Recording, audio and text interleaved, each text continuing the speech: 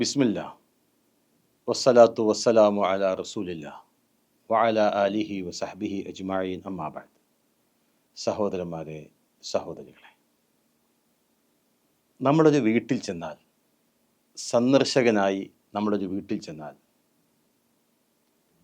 നമസ്കാരത്തിന് ആ വീട്ടുകാരൻ്റെ അനുവാദമില്ലാതെ നമ്മൾ നേതൃത്വം കൊടുക്കരുത്.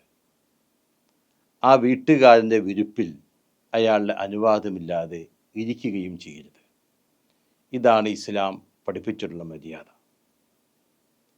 കാരണം അയാളുടെ അനുവാദം നമ്മൾ തേടേണ്ടതുണ്ട്.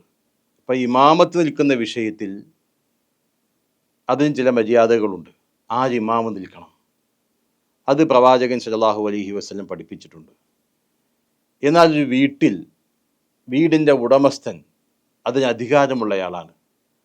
അയാളുടെ അനുവാദം കിട്ടിയാൽ മറ്റുള്ളവർക്ക് നമസ്കാര സമയം നമസ്കരിക്കുന്നുണ്ടെങ്കിൽ നേതൃത്വം കൊടുക്കാം. അതുപോലെ തന്നെ അയാളുടെ അനുവാദമുണ്ടെങ്കിൽ മാത്രമാണ് അയാളുടെ വിരുപ്പിലിരിക്കാൻ പാടുള്ളൂ. അനുവാദമില്ലാതെ അവിടെ കടന്നിരിക്കരുത്. ഇത് ഇസ്ലാം നമ്മെ പഠിപ്പിച്ചുള്ള കാര്യമാകുന്നു. അക്കാര്യം നമ്മൾ ശ്രദ്ധിക്കുക. അള്ളാഹു അനുഗ്രഹിക്കുമാറാകട്ടെ. അസ്സലാമു അലൈക്കും വറഹ്മത്തുള്ളാഹി വബറകാതുഹു.